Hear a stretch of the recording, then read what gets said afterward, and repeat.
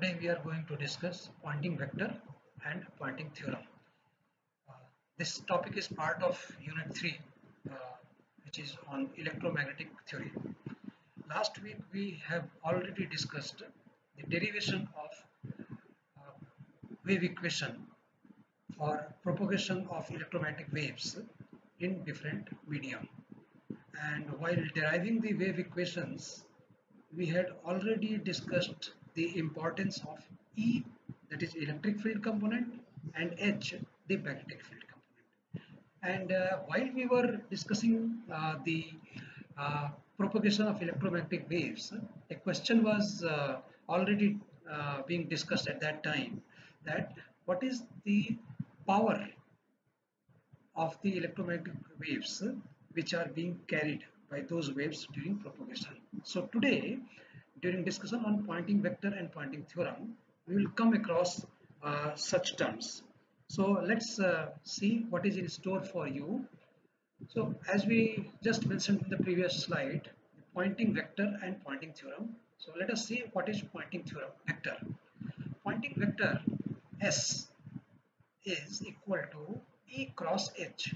E is the electric field component of the electromagnetic wave and H is the magnetic field component of the electromagnetic wave. As you can see here, the electromagnetic wave is propagating in this direction and the E field component is perpendicular to the direction of motion of the electromagnetic wave, and the H component, that is magnetic field component, is perpendicular to the direction of motion of the electromagnetic wave and also perpendicular to the E component.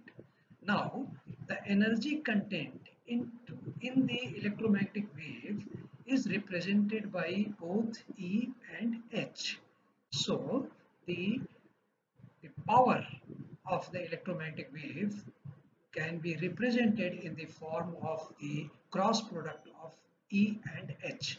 And when we say cross product, or some people say vector product, so when we say vector product or cross product of E and H, that means we are saying that the power, that is S, power flux, or the Poynting vector, the new term which we will be defining now, is directed in the direction perpendicular to the direction of E and H. So as you can see here, E and H are in this direction and their perpendicular direction is this direction, which is also the direction of propagation of electromagnetic wave.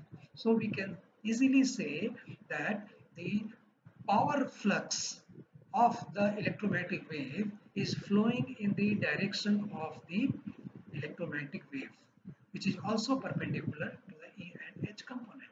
Now this, what do you mean by power flux? Power flux is power per unit area, and if you multiply it by with time, then it becomes energy per unit area, right? So now we know what is Poynting vector.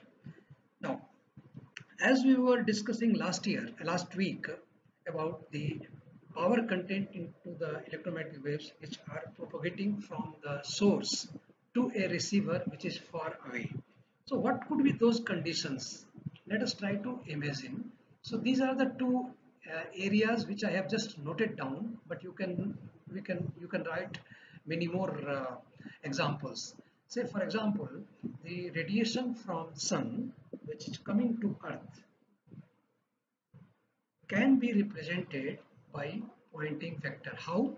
See, sun has a surface and has a volume. So whatever power is coming from the sun surface is having E and H component, because it is electromagnetic wave, so it will have E and H component. So we can easily calculate the power which is coming out from the sun surface, right?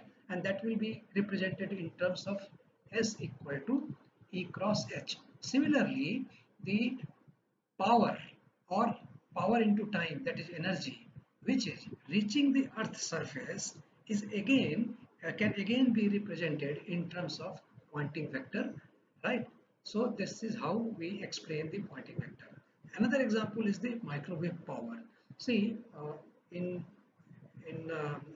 radio waves or in microwaves, which you are already using for communication purposes or for radar applications, for detection and ranging, you already know that a source transmits some power, and that power, while propagating through a distance, is attenuated because of medium.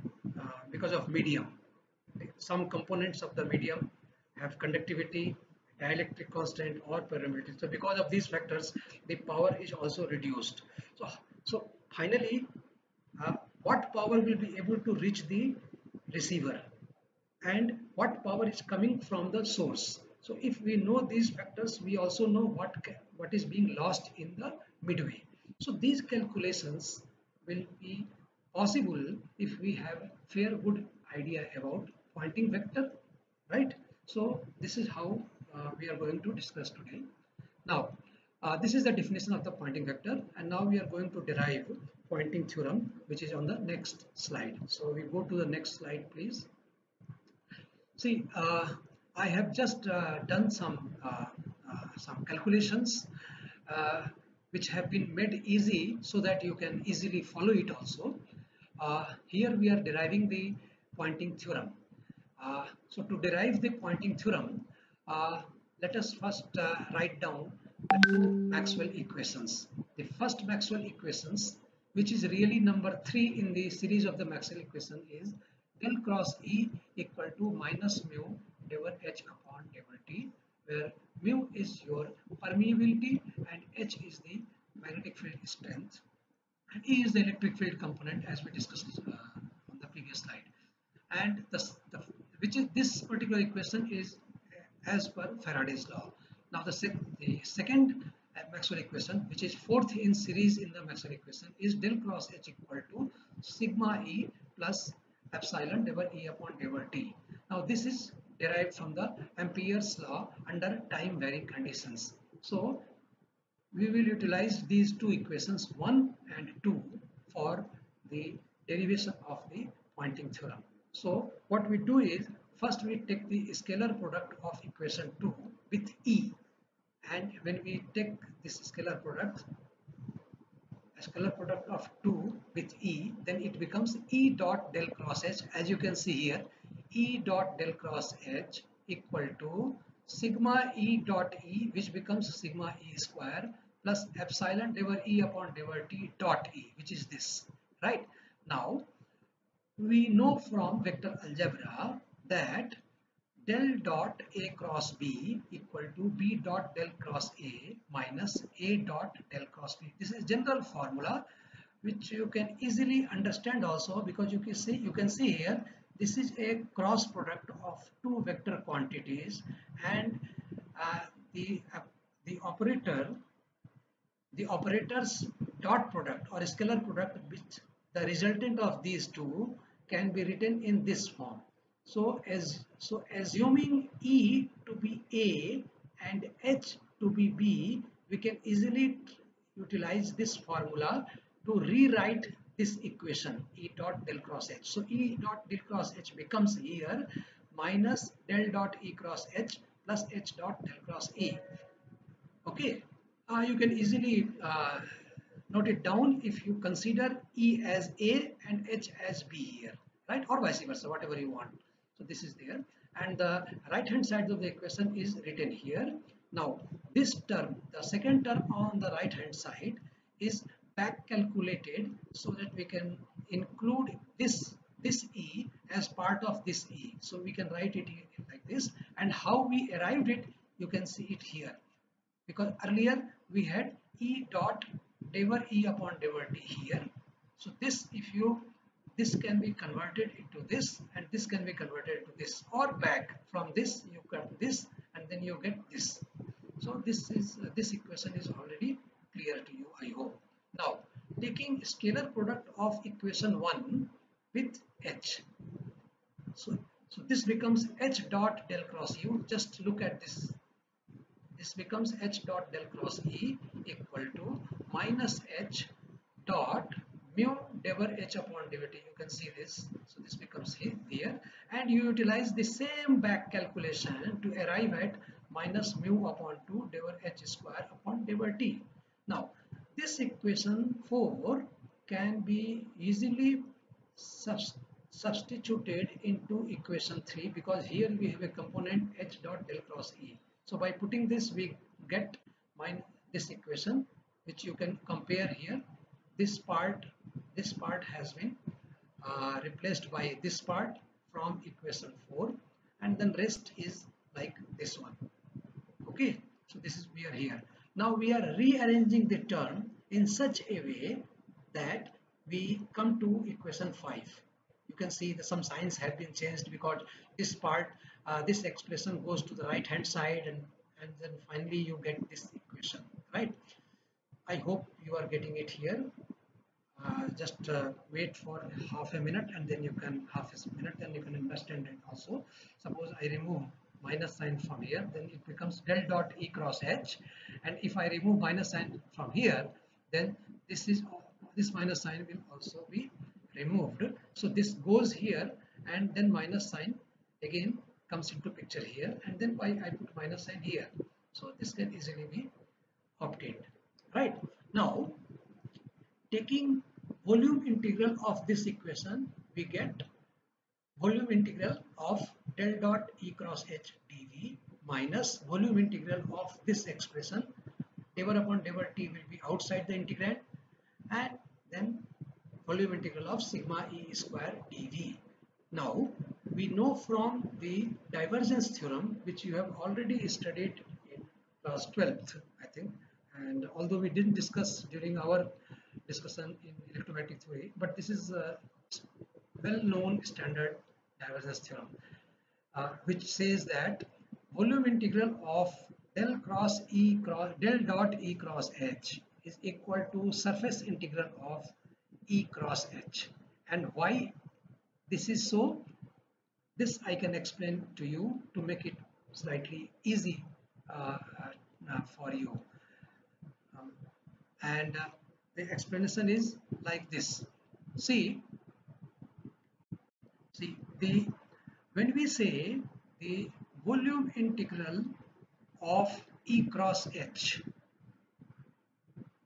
volume integral of del dot E cross H, when we say volume integral of del dot E cross H, when we say del dot, that means we are talking about divergence, and that is why the theorem is divergence theorem.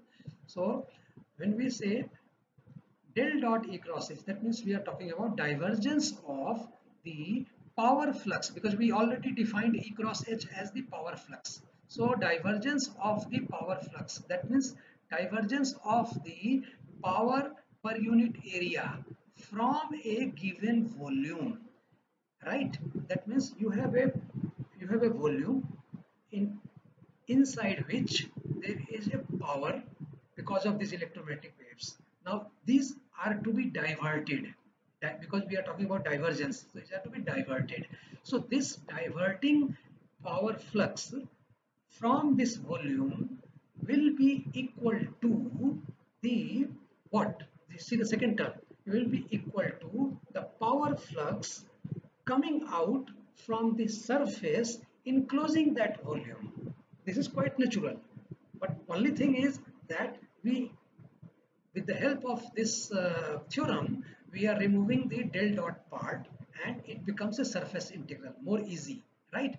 So this equation can be rewritten because of divergence theorem. This part is surface integral of E cross H, and rest of the expressions on the right hand side of our equation are already retained here, right? Now this is the Poynting theorem, and each expression has certain explanation also. For example, this we already explained, that this indicates total power leaving the volume enclosed by a surface S, right? And that is why it is surface integral, is equal to the time rate of decrease of energy, so that means it becomes power, right? So time rate of decrease of energy inside that volume So this power leaving the surface is equal to the time rate of decrease of energy inside that volume minus the ohmic losses.